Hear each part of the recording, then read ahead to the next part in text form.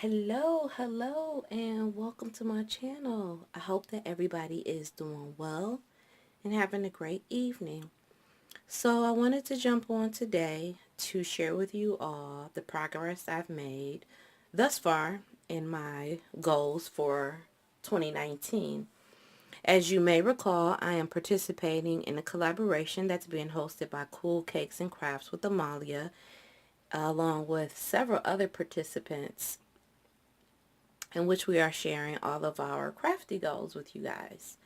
And we are also charting our progress and seeking support if need be. So a couple of my goals last year was to join a collab, which I've done, to upload at least 3 YouTube videos a month, to update my silhouette software and firmware, to create some 3D projects off the page projects, to attend some courses, and to support other people's channels. And I also share with you all my financial goals for crafting for 2019. I said in 2018 I spent a lot, and I spent a lot of money on things that I never utilized. So this year I wanted to get out of that and make more meaningful purchases. I did not say I was going to do a no spend, because that's not me. I know that I am not capable of not spending any money on craft supplies. So I'm not going to play myself like that's a possibility. But I will make more meaningful purchases. So let's look at what I've done so far. So for my spending, I have set a budget. And for right now, I believe that I'm going to stay at $5,000 this year. And believe me when I tell you that $5,000 is very easy to get to. If you consider the fact that, well, for me, I consider the fact that I have, I get the card kit from Spellbinders, and that's $420 a year. And if you participate in any swaps, you're already spending at least $25. You have to think about this, and that's just kind of sort of with the postage. You also have to consider if you purchase anything for the swap, any of that, you're at least at $25. So if you do a couple of those a year, you'll be you things add up. They really do. And if you don't keep track of them, before you know it, you'll have spent quite a bit. So anyway, I have reallocated money that I spent, and by increasing my tithe and by increasing my pension. And I also purchased my Simon Says Create ticket. That was $700. And, I'm feeling good about those things. I'm really feeling good about increasing my tithe. I went up a couple thousand on my tithe, and I went up a couple thousand on my pension. And while I don't know how long I'm going to be crafting, I do know that I plan to retire, God willing. And I do know that as long as I'm able to, and I hope that to be for quite a while, I'm going to tithe. So those are things that are very important to me. So that's what I reallocated my spending on. So yeah, wow, like I said, I don't know how long I'll be crafting, but I do hope to retire, and I do hope to be able to continue offering my support to my church, and, dedicating funding to God. So that's that. So as far as my YouTube videos uploads are concerned, I uploaded my 2019 Crafty Goals video. I uploaded a vision board video. I participated in the It's a Link party that's being hosted on Scrap the World's channel. It's a challenge, so make sure you check that out. And I have an unreleased video of a swap I'm participating in on the Esther Luca family channel. the Esther Luca Family YTube channel that I'm participating in. So, okay, so my crafty projects for January included an altered hoop. It's the first time I've made one.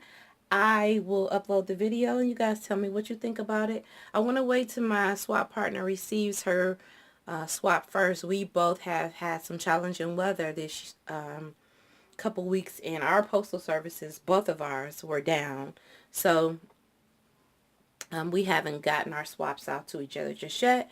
But when we do, I will release the video once she receives it in hand and gets a chance to look at it first before anybody else does. I also used my pigskin for the silhouette machine for the first time. I was super excited about that. I was super frustrated also. In the beginning, the project did not turn out as I had hoped. I made some mistakes, you know, and I got frustrated. I was like, I'm not doing it.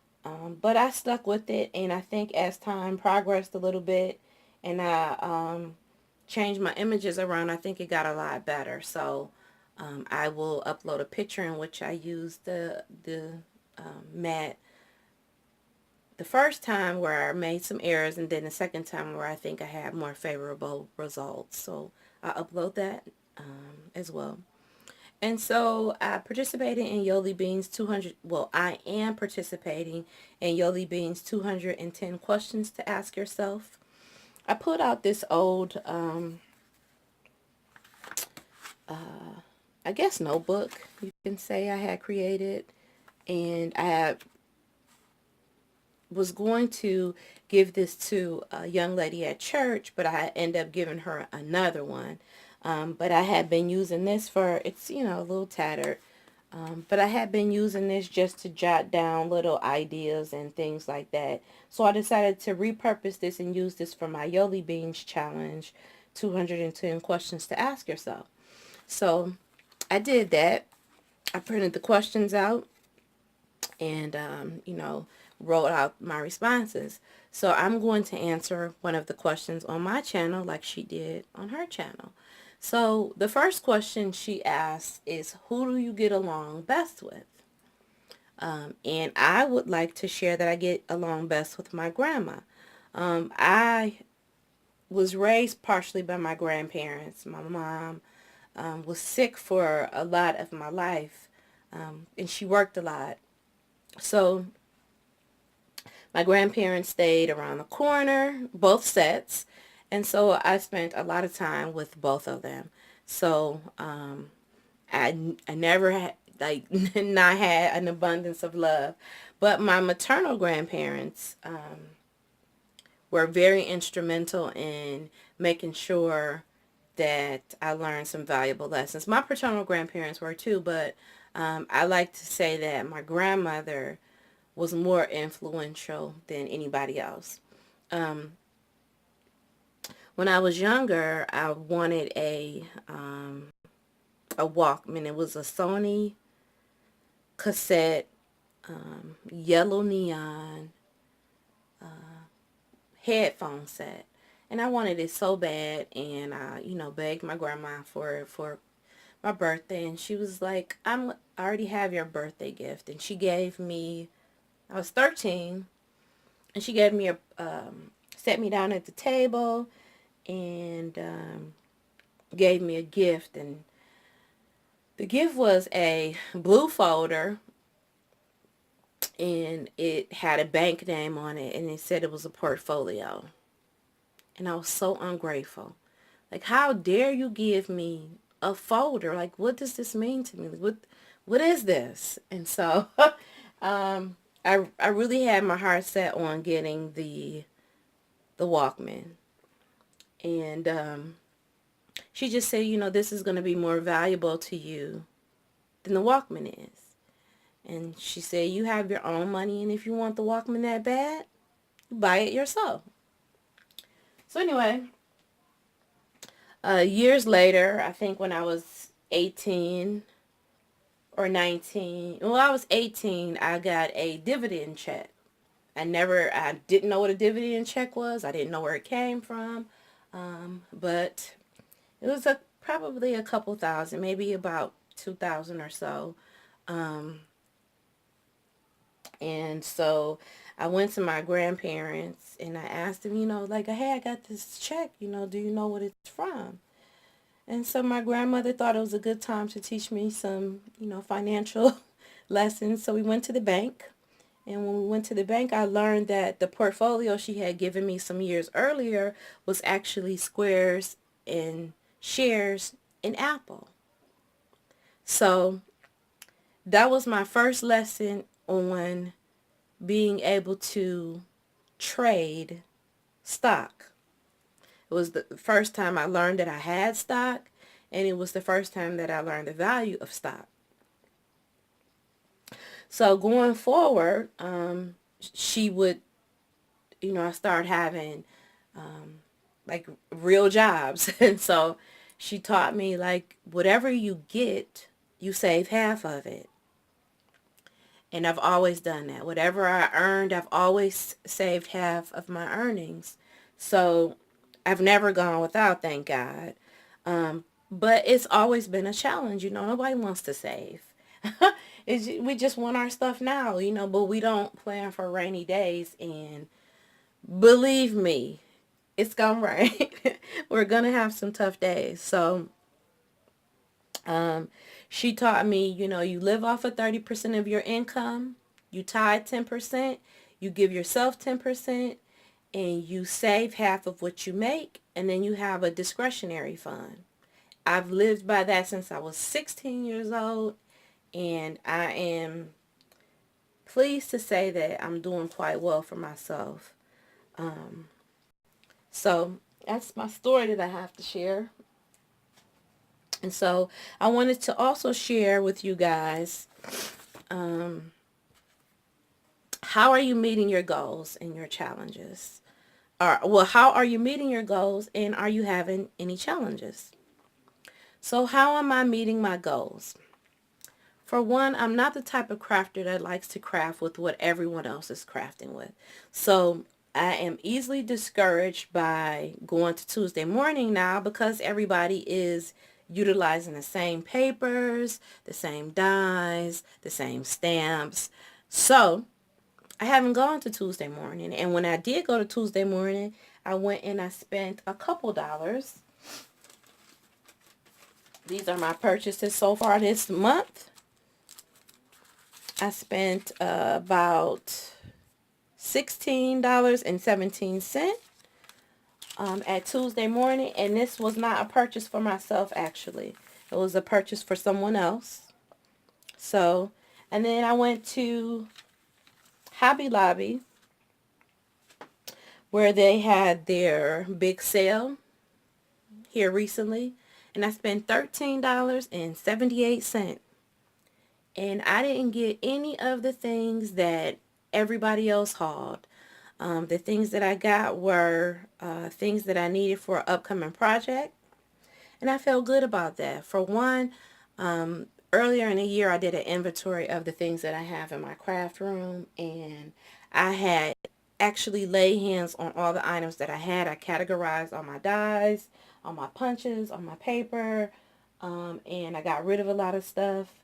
And I realized that the previous sale that Hobby Lobby had, I took advantage of. I bought so much stuff, and I hadn't used not one item from the things that I purchased. So that helped me stay on track. While these are some great deals and everybody is hauling things from Hobby Lobby, and I think it's great, I didn't get any of it.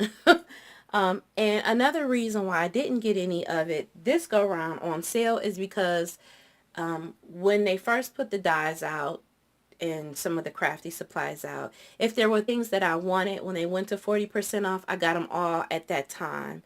And I was able to utilize them at that time and not put them away. And I think that was more beneficial for my purposes, because it helps me to use what I have when I have it. If I put it away for a rainy day, I'm not going to use it. I'm going to be honest with myself. I know that about myself. I like the latest, the greatest, the newest things. So Yeah. Next year, the new things will be out, and I'll be wanting those things, and I'm going to get them. So that's my share for you guys. And I think that's about it. I wanted to share with you guys just a small project that I did that's off the page. Um, I created these little mini boxes, and I think they turned out super cute. I shared these on my Instagram channel. And I utilized some cut files that came free in the Silhouette software. I utilized a Matchbox, and you can put a goodie inside there. What I did was I made these for my niece, and I put her a pair of earrings in here and a necklace, and these were like my prototypes. So I think they turned out really cute. And this is another one. This one is from Monica's Craft Room, and I think this one turned out really well too. And then, like I said, I was inventorying some of the dies that I had and I had never used, and I pulled this one out, and I made this from that die. So this is utilizing this die set, and I made the shillings for the roof. I just went over that a couple times, and I put a grounding piece on here so that it could affix to the bottom of the box. I used some little florals that I had, some cabochons, some little bling pieces, bling heart, and on the inside I got a little sequins mix and some flowers. And that's it. I will leave in the I'll probably try to attach a couple pictures of me utilizing my pigskin mat. In the meantime, thank you for tuning in. Please make sure that you check out our hostess as well as the other participants in this Crafty Collab goal setting group. I encourage your feedback, and if you have any questions, don't hesitate to ask. Alright guys, bye for now. Take care.